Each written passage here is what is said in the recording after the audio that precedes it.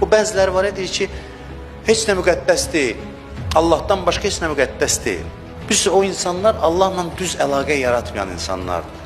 Nə Allahı tanıyıb, nə özünü, nə var olduğu aləmi tanıyıb. Biz maddi aləmdə qərar tutmuşuqsa, maddi aləmin də öz qayda qanunları var. İnsan maddi aləmdə olduğu müddətdə istəyir cismi ilə də təmas qursun. O mücərrəd anlayışları yerə gətirmək istəyir. Ona görə görürsən ki, namaz həm də bədən hərəkətləri. Digər elə otur düşün Allahdan. Bədən hərəkətləri nəyin nəticəsidir? Sən dünya aləmindəsən. Cismani təmas istəyirsən. Ona görə rüküyə get, səcdəyə get, əyil, dur.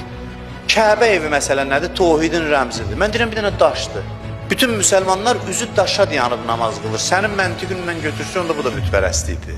Ne üçün bunu gətirib yerdə qərar verib tövhidin rəmzi kimi? Çünki insan cismi də var axı, istəyir tövhidlə fiziki təmasda olsun. Tövhidi cismi də hiss eləsin. Dövlətçilik mücərrəd anlayışdır. Sizcə bayrağı niyə fikirləşiblər? Ona görə ki, istəyir dövlətçilik anlayışını maddiləşdirsin, təmasda olsun ondan. Ona sayğını ifadə eləsin bayraq vasitəsilə. Yoxsa parça-parçadır. O bayrağın parçası ya başqa parça. Bax, bu ziyarətgahlar, pirlər ki, deyirlər, bütpərəstlik əlamətidir falan, tamamilə yanlışdır. Deyir ki, yox, Quran deyir ki, vasitələr belə, Quran bütləri pisliyib, deyir, bunlar nədir? Daş heykəllər yonub onlarla mənə yaxınlaşırsınız. Əslində sən mənə vasitə ilə gəl, vasitəni düz tap deyir Quran, demir vasitəyə tərəf gəl.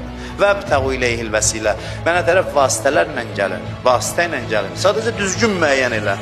Təsəvvür edin, biri götürə bayrağı, qırac-cıra ata oyana ki, mənə lazım deyil. Mən dövlətçiliyə ilə dövlətə belə də bağlayam. Necə münasibət bəsləyərik? Və təxminən bu təkfirsi cərəyanların müsəlmanlar içində bu ziyarətgahları dağıtması, uçurması təxminən bu anlamdadır. Biz Allahı aparır göyə, yerdən qopardır.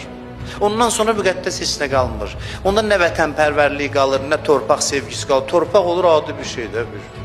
Torpaq, elə torpaq.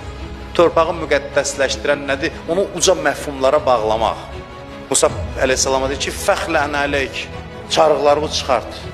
İnnəkə bil vadil müqəddəsi tuva, sən müqəddəs tuva torpağındasan. Torpağa deyir, müqəddəsdir. Quran deyir, yaxşı ki, müqəddəs sözünü işlədir. Quran müqəddəs torpaq anlayışını gətirir.